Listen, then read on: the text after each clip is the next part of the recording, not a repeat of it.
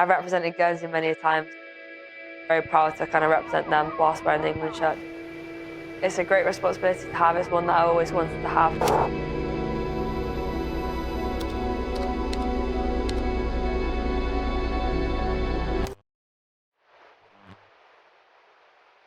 Home for me is in Guernsey. Amazing place, I love growing up there.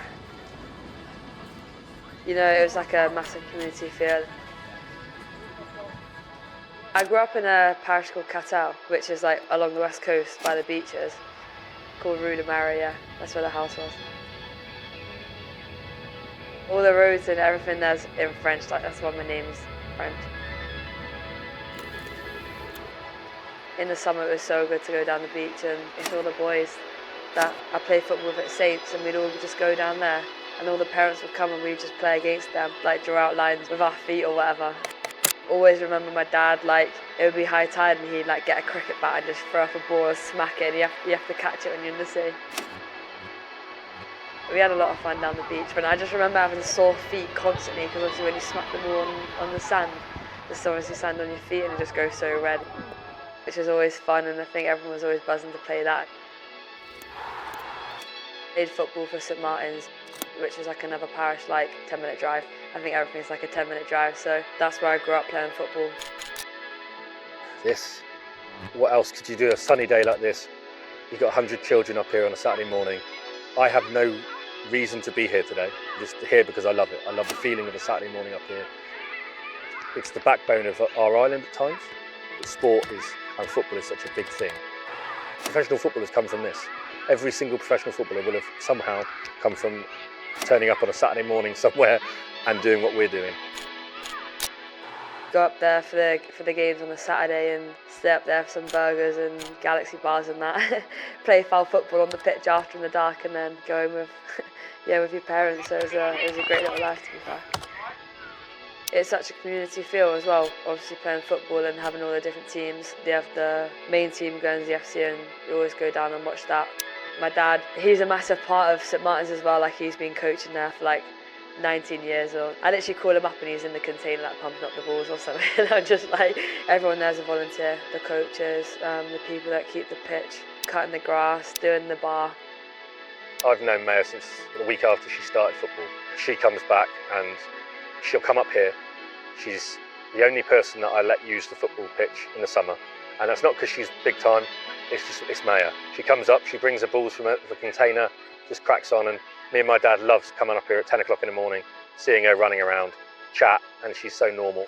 She's so down to earth. I know we've played the smallest part in her journey, but we gave her a platform and she's never forgotten that. There's been so many people that have come and gone as well, and I think people just take it up and they almost try and leave it in a better place than it was before, and I think that's something that's massive in the community, and I think that's like the pure kind of football, and that's what football is like. It might not be the best level, but that's what like proper football is about, and obviously we're very grateful for it, and we couldn't do it without them either. Anybody can come to St Martin's Football Club and be welcome, boy, girl, anything. It breaks every barrier straight away because it doesn't make a difference who you are. As long as you're here and enjoying yourself, then you're welcome. We massively pride ourselves in creating a safe, enjoyable environment. That's something that I hope will continue forever, and that people will always choose football. So I always hope for it to be people's safe sport that they enjoy forever. Main places I go to when I'm back home, one's the beach, Varzon. It's like it's the best beach, I think.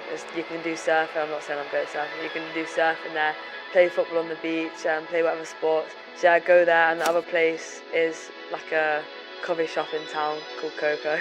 Just go there for food and coffee all the time. I think I'm in Coco like every single day.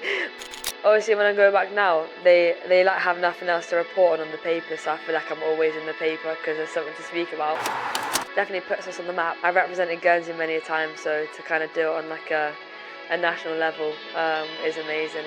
I'm very proud to kind of represent them whilst wearing the England shirt too.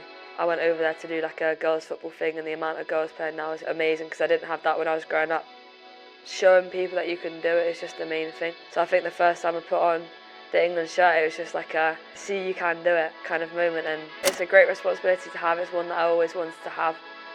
Maya's been a fantastic role model for so many players. You can see by us being at Catel School, They've got a mural of her in their sports hall. They've got girls in her replica football kit with the Tissier on the back. Whereas years ago, before May made it to this level, women's football wasn't really seen. It was just something that happened behind closed doors and no one really knew about it. So the exposure of women's football has massively helped, as well as having Maya coming from Guernsey and showing that role model throughout. Over the years, Maya's also been a fantastic help, and she's come down to do events with us at the GFA and been here with the girls.